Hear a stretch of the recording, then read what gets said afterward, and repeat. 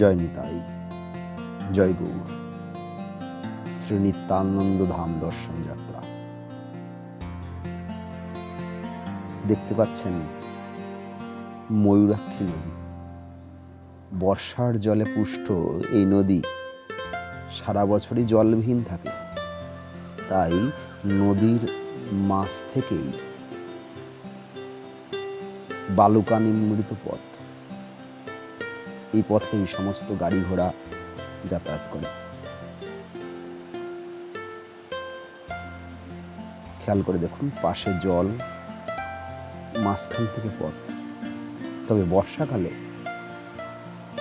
বিভিন্ন বাঁধের জল ছাড়লে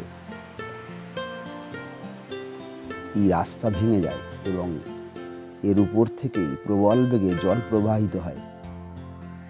আমরা সেই ময়ূরাক্ষী নদীর মধ্যে দিয়েই সাঁইথিয়া থেকে বীরচন্দ্রপুরের দিকে যাত্রা করেছি। দেখুন প্রাকৃতিক পরিবেশ।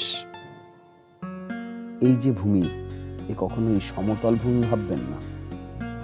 কোথাও উঁচু, কোথাও নিচু, এমনই ভূপ্রকৃতি এখানকার। লাল মাটির দেশ এই রাঢ় ভূমি।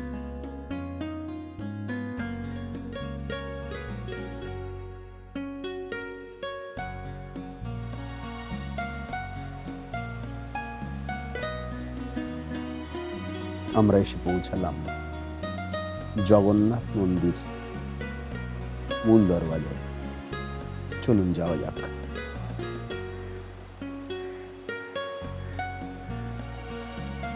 এখানে নিত্যানন্দ প্রভু পিতা হারাই পণ্ডিতের পাতাল শিবের মন্দির দর্শন করুন। শিবজিকে প্রণাম করে আমরা অগ্রসর হচ্ছি জগন্নাথ মন্দিরের দিকে। এই শ্রী জগন্নাথ দেবকে স্বয়ং নিত্যানন্দ প্রভু অর্চন করতেন। এই সেই জগন্নাথ মন্দির। আসুন আমরা ধীরে ধীরে জগন্নাথ মন্দিরের মূল প্রবেশদ্বার থেকে মন্দিরের উপরে প্রবেশ করি।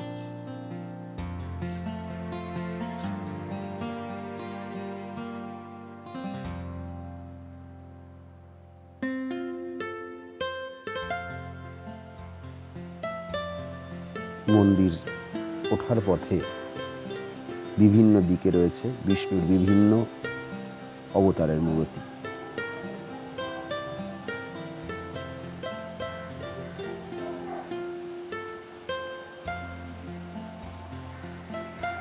শ্রীক্ষেত্রের শ্রীমন্দির অঙ্গনের আদলেই এই মন্দির নির্মিত।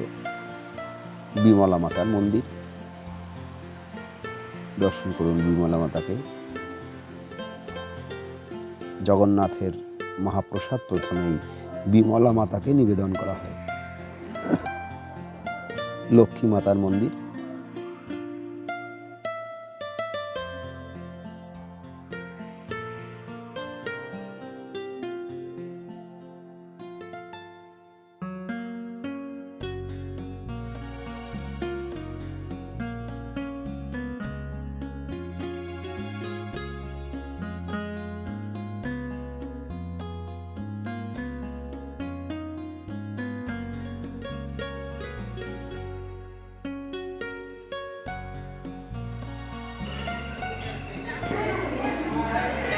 বাঁকড়ায় মন্দির।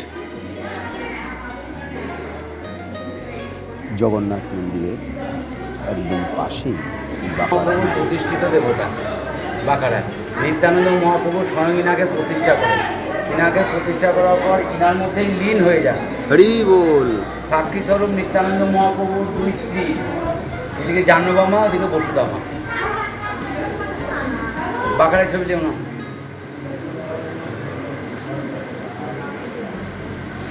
বাঁকা শব্দের অর্থ কৃষ্ণ, রাই শব্দের অর্থ রাধা। নিত্যানন্দ মহাপ্রভু রাধা কৃষ্ণের মিলিত রূপ বাঁকড়ায় ওকে দর্শন দেয় এবং বৃন্দাবনের গৌর বিহারীর রূপ অনুকরণ করে এই বাঁকড়ায়ের মূর্তি নিত্যানন্দ মহাপ্রভু স্বয়ং তৈরি করেন। তৈরি করার পর ওনার মধ্যেই লীন হয়ে যায়। যেমন ওদিকে চৈতন্যদেব হয়ে যায়, সমসময় কাহিনী নিত্যানন্দ মহাপ্রভু বাঁকড়ায় বাঁকড়ায় মন্দির। এই মন্দিরের বিশেষ বৈশিষ্ট্য আপনারা দেখলেন। বাঁকড়ায়ের দুই পাশে বসুধা এবং জাহ্নবী মাতা, যা নিত্যানন্দেরই শ্রীবিগ্রহ প্রমাণ বহন করে।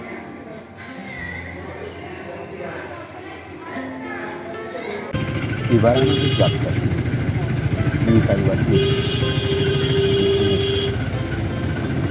স্বয়ং নিত্যানন্দ প্রভু আবির্ভূত হয়েছিল।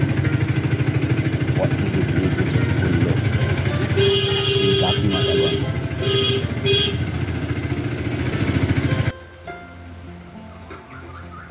এখানে আর এক বিশিষ্ট বৈশিষ্ট্য, এখনো মাটির দোতলা ঘর দেখা যায়। আজ থেকে 20 বছর আগে যে চিত্রটা সব জায়গায় লক্ষ্য করা যেত, এখন শহরের ছোঁয়ায় যদিও এই মাটির বাড়ির সংখ্যা কমতে শুরু করেছে, তথাপি আশেপাশে তাকালে আপনি এমন অনেক মাটির সুন্দর দোতলা দেখতে পাবেন। এই দেখুন সেই নিতাই বাড়ি, যেখানেই আবির্ভূত হয়েছিলেন পতিত পাবন শ্রী নিতাই চাঁদ। রারদেশ নাম এক চক্রা গ্রাম, হারাইও পণ্ডিত ঘর, শুভ মাঘ মাস শুক্লা ত্রয়োদশী, জনমিলা হলধর। এই যে সেই হারাই পণ্ডিতের ভবন, সেই বাড়ি। এই যে দেখছেন সেই সুতিকা গৃহ, যেখানে মা পদ্মাবতী নিত্যানন্দকে কোলে নিয়ে বসেছিলেন।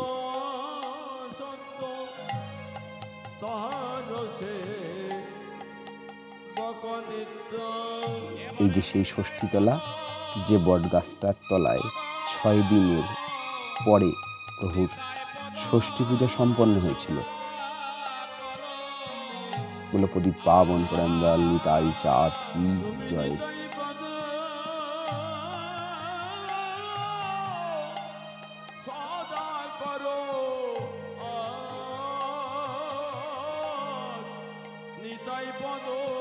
এবার আমরা যাত্রা করেছি পঞ্চপাণ্ডব তলার উদ্দেশ্যে।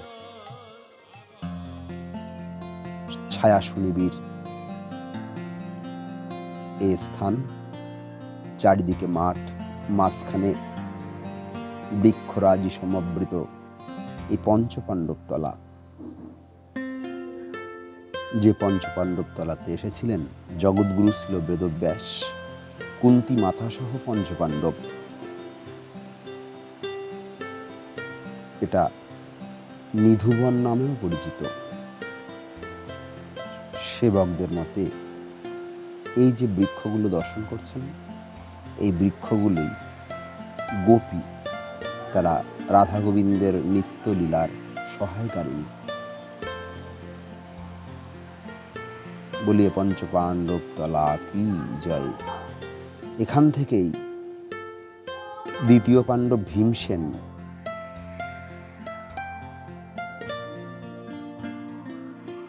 বকাসুরকে বধ করেছিলেন। ওই দেখুন অদূরেই গাভী মাতারা বিচরণ করছেন, সঙ্গে রাখাল বালক। দৃশ্যটি দেখলে মনে পড়ে যায় শ্রীমন মহাপ্রভু এই রার ভূমিতেই সন্ন্যাসোত্তর সময়ে 3 দিন ভ্রমণ করেছিলেন এবং এই গাভীগণ রাখালগণকে দেখে বৃন্দাবন ধাম বলে ভ্রম করেছিলেন। 3 দিন রার দেশ করিয়া ভ্রমণ, কৃষ্ণ নাম না শুনিয়া করেন রোদন।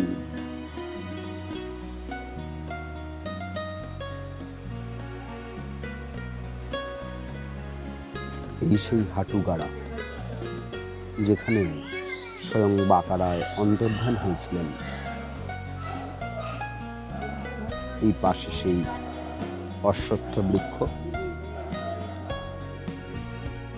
ছায়া সুনিবিড় এই স্থান আসলেই দেহ মনোপ্রাণের প্রশান্তি ঘটে। এই দেখুন সেই কুণ্ড, যে কুণ্ডে সর্বতীর্থকে আহ্বান করেছিলেন শ্রীমন নিত্যানন্দ প্রভু তার মাতা পদ্মাবতীকে স্নানের মানসে। এই জলকে স্পর্শ করলে, এই জলে অবগাহন করলে সর্ব তীর্থ স্নানের ফল লাভ হয়। জয় জানুকুণ্ড কি জয়, নিত্যানন্দ প্রভু কি জয়। এবার আমাদের যাত্রা লক্ষ্মী মন্দিরের উদ্দেশ্যে। এই দেখুন সেই লক্ষ্মী দেবীর মন্দির, যা ঘোষপাড়ায় অবস্থিত।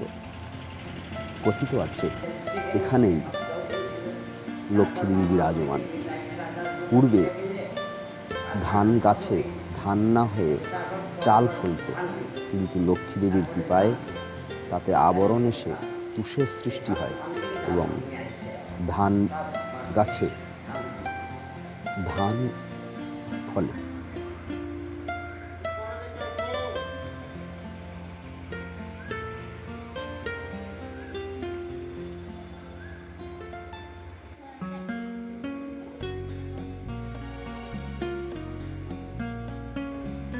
লক্ষ্মী মাতার মন্দির।